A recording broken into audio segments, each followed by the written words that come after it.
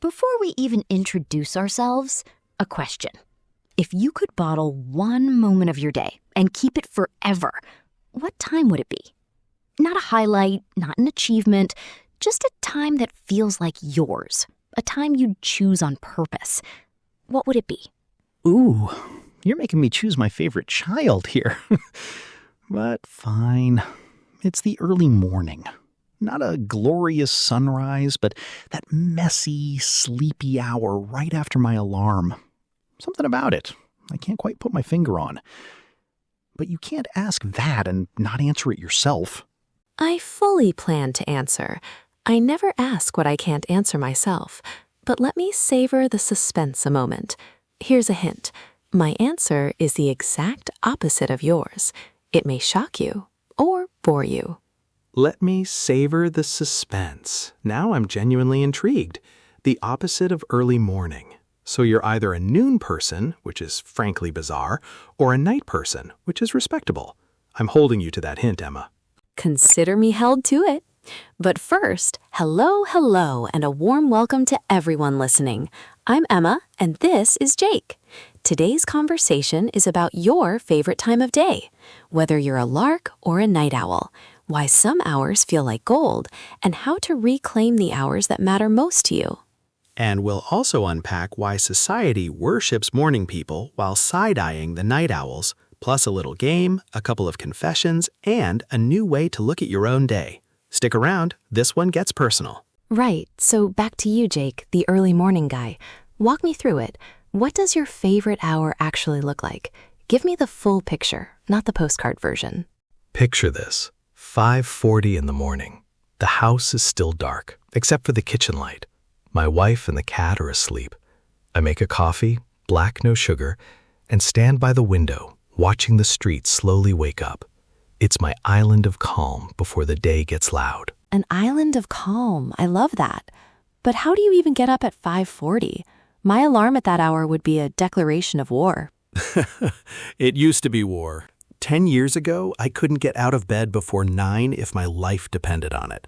I was the classic night owl, up till 2, 3 in the morning, running on fumes and questionable decisions. So I know both sides of the fence. Wait, the poster boy of sunrise was a night owl? That's a plot twist I didn't see coming. So what changed? It wasn't one big moment. It was a slow drift. A new job demanded early starts, and at first I fought it tooth and nail. But after a few months, something clicked. The quiet grew on me. Now I can't imagine going back. I've gone native, I suppose. Gone native. You sound like a missionary describing a remote tribe. So the 540U isn't faking it? Genuinely. There's something addictive about owning the first hour of the day. No messages, no demands, no noise. The city is still stretching, and for those 30 minutes, the world belongs to me. And then the cat wakes up and ruins the illusion, obviously. The cat giveth, the cat taketh away. Okay, that's a beautiful pitch for mornings. But what's the downside? I suspect you're hiding something. The downside is real. By 8 in the evening, I'm done, completely. I've sat through movies with my eyes open and my brain absent. And social life? Forget it. My friends know not to invite me to anything that starts after 9. So the price of the glorious morning is turning into a pumpkin at night. I respect the honesty. My favorite hour begins exactly where yours ends.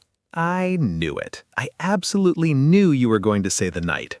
Okay, Emma, lay it on me. What's your favorite time of day? My favorite time is around 11 at night. Not midnight exactly, that's a bit theatrical, but the soft hour before it, when nobody needs anything from me. The phone stops buzzing, the whole world seems to exhale.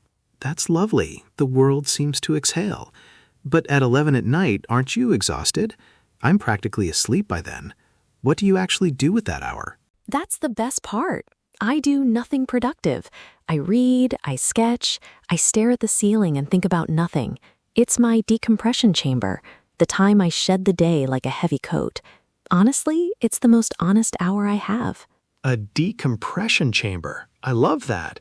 I always assumed night owls were up doing things, working, creating, hustling, but you're describing pure, deliberate rest. That's a different animal entirely. Right? And that's the misconception I want to tackle, that night owls are lazy or undisciplined. Society loves the early bird. It gets the worm.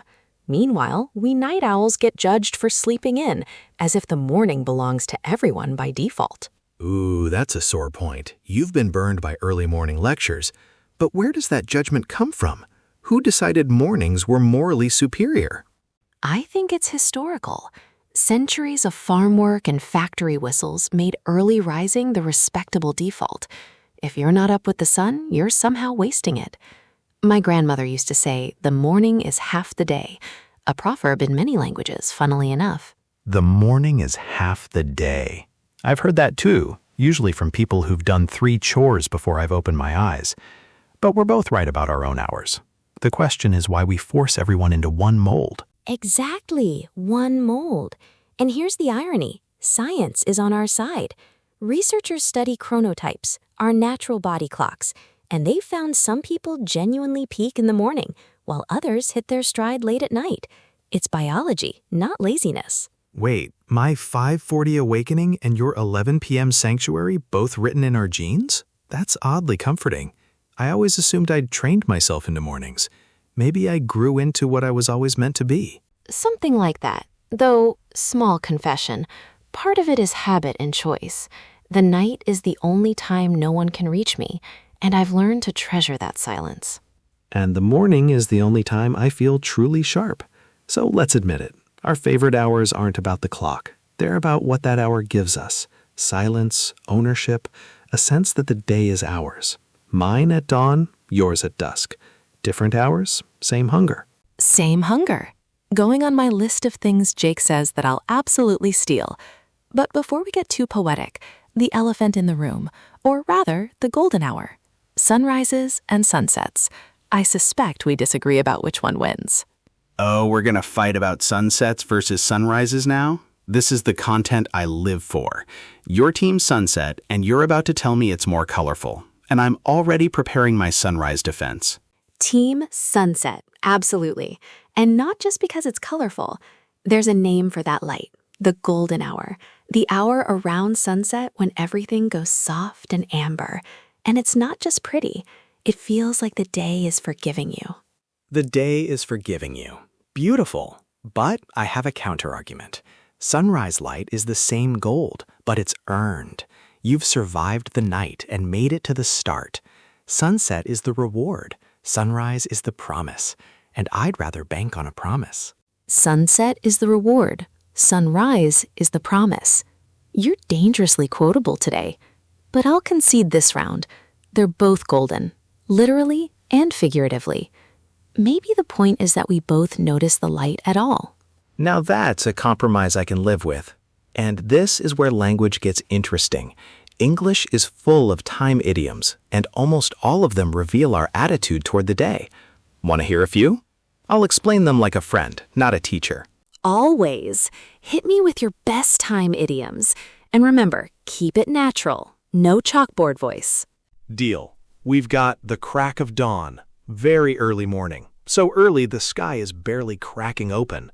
Then the wee hours, the small hours after midnight, and burning the midnight oil, staying up late to work, back when people needed oil lamps. So, which one is yours? Burning the midnight oil. That's mine, no contest. Though these days I burn the midnight phone screen, considerably less romantic. And my favorite is the early bird catches the worm. Starting early gives you a head start. As a night owl, I've always found it deeply suspicious. Deeply suspicious. The worm was going to stay in the ground, Emma. It wasn't going anywhere. But you're right. That idiom carries a whole value system. The worm is the prize for waking up first, and sleeping in is practically a crime. A crime, yes. And yet nobody ever says the late bird gets the good seat at the concert, or the night owl sees the stars. We only glorify one side of the day, though we now have night owl and morning person as fairly neutral labels. True. And the lesson is, idioms reveal culture, but they're not verdicts. You can be a night owl and still be brilliant. You just do your brilliance at a different hour. I'm putting that on a coffee mug. Please do. I'll buy the first one. Okay, let's get practical. protecting your favorite hour. We all know the feeling of letting it slip away. Suddenly, your sacred hour is gone. How do you defend yours, Jake? Fiercely. My morning is non-negotiable. I protect it like a dragon guards its gold. No phone in bed, no emails before coffee, no morning meetings before 9. I've turned down early appointments just to keep that hour intact. It sounds stubborn, but it keeps me sane. A dragon guarding gold? I love the imagery. I have my own ritual. I do a digital sunset, my term for switching off all screens an hour before my favorite time. The blue light goes away, the candles come out, and my brain slowly powers down.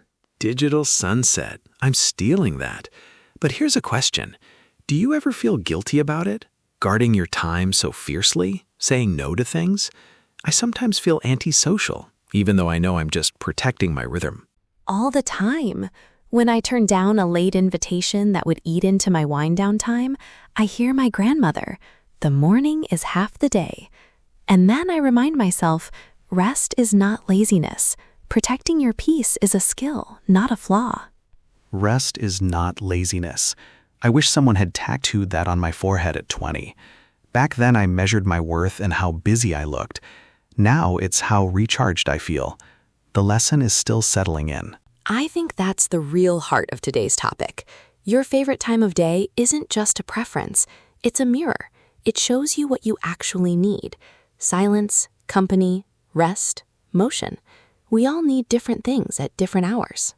A mirror. I like that. And it makes me wonder, how many people actually know their favorite hour? Or have we all just defaulted to the schedule we were handed? School bells, office hours, family routines don't leave much room for asking what we'd actually choose. Most of us never stop to ask. We follow the herd, the schedule we inherited, and assume it's the only way. But asking, "What's my favorite time of day?" is really asking, "When am I most myself?" When am I most myself? I want to ask that to everyone we know. But before I do, I've got a small game for us, if you're up for it. It's quick, it's silly, and it might reveal more than we expect. Are you in? A game? In the middle of our philosophical moment? Obviously I'm in. What are the rules? And if it involves the crack of dawn, I'm deducting points. No dawn required, I promise. Here's the game. I'll say a time of day, and you answer with the first word that comes to mind. No thinking, no editing. 5 rounds. I'll go first. 5 in the morning. Your instant word? 5 in the morning. Silence. Is that allowed? It's genuinely the first word. 5 a.m. is the loudest silence of the whole day somehow. What's your word? Mine? Ownership. At 5 in the morning, nothing has been taken from me yet. No emails, no errands, no small talk. It's the only hour where I owe nothing to anyone. Okay, round 2. 7 in the evening. First word, Emma. 7 in the evening. Keys. Keys in the door. That's the sound of the day ending, or beginning, depending on who you are. For me, it's the smell of dinner starting and the world getting softer. Your word? Home. Simple as that. 7 p.m. is when the house fills with cooking smells and stories from the day. It's the busiest hour of my favorite kind of chaos. Round 3. Noon. The word, go. Noon. Noise. And I don't mean that poetically. The sun at its most demanding, the to-do list at its loudest, and I always feel slightly behind. What about you? I was going to say errands, but I like yours better. Noon is when the day is at full volume. The city, the inbox, the pressure. It's just the hour where you're most aware of everything you haven't done yet. Round 4. 11 at night. 11 at night. Mine. 11 p.m. is the hour I've claimed for myself, the one that answers to no schedule. It's when I finally exhale. And your word for 11 at night, Mr. 8 p.m. Pumpkin? Mr. 8 p.m. Pumpkin. I'm framing that. Honestly, 11 at night for me is fuzzy. Thoughts drift, sentences lose their edges. It's a gentle hour, but it's not mine. Final round, 3 in the morning. 3 in the morning. Dreams. Or insomnia. One of those. The hour of strange thoughts, half-remembered dreams, and brilliant ideas you forget by breakfast. It's the hour the world keeps to itself. Your word? Relief. Because if I'm awake at 3 a.m., something is usually on my mind, and when the thought finally lets go, there's nothing like drifting back under. Okay, that game revealed more than I expected. Words are sneaky like that. They always are. We think we're being playful, and we end up telling the truth. Our favorite hours are less about the clock and more about what we're hungry for. Silence, ownership, home, relief. 4 words, 4 different needs. And yet, funny part, we all have all 4 hours available to us. Same 24 hours, same sunrise, same midnight. We just choose to pour ourselves into different ones. Maybe that's the real freedom, being allowed to have a favorite time. Being allowed to have one. That's the sentence I'm taking home. And this connects to language learning more than you'd expect. Describing your favorite time of day is one of the most personal things you can say in a new language, and we almost never practice it. You're right. We learn how to order coffee and ask for directions, but not how to say, I love the hour after midnight when the world belongs to me. Yet that's the sentence that makes people sound human. So here's a challenge for our listeners. Easier than it sounds. Describe your day in English, hour by hour, like you're painting a picture. At 7, the light comes through my window. At 9, the city gets loud. At 11, I finally exhale. You don't need fancy words. You need honest ones. And here's the beautiful part. You might discover your favorite hour by accident. You're describing a normal Tuesday, and suddenly you realize you keep spending 3 sentences on this 1 hour. That's the hour that matters.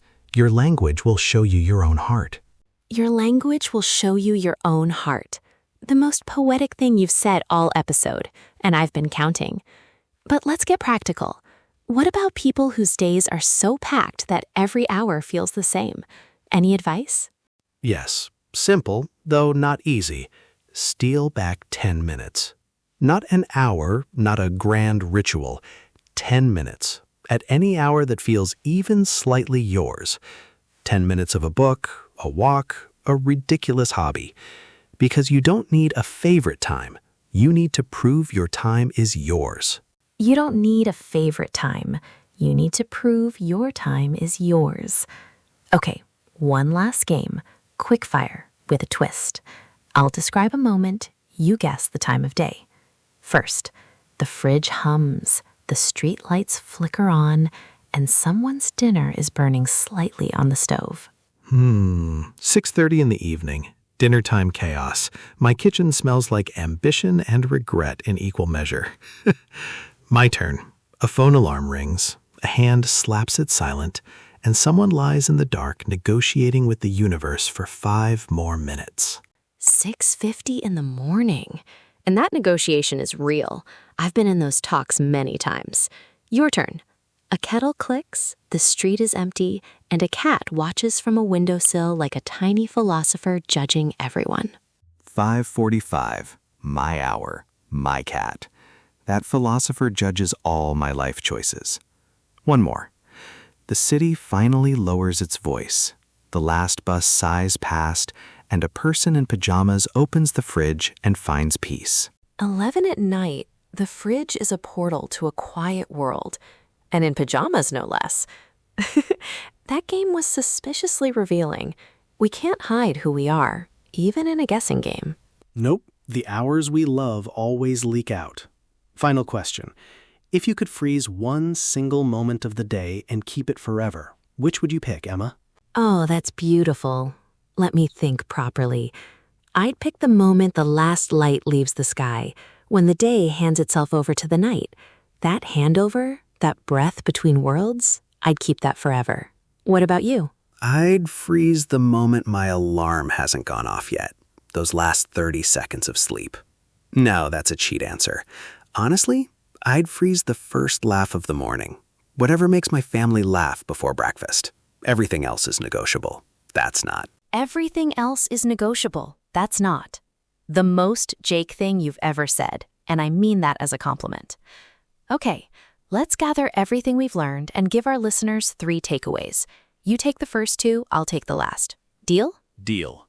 1. Find your hour, but find it honestly.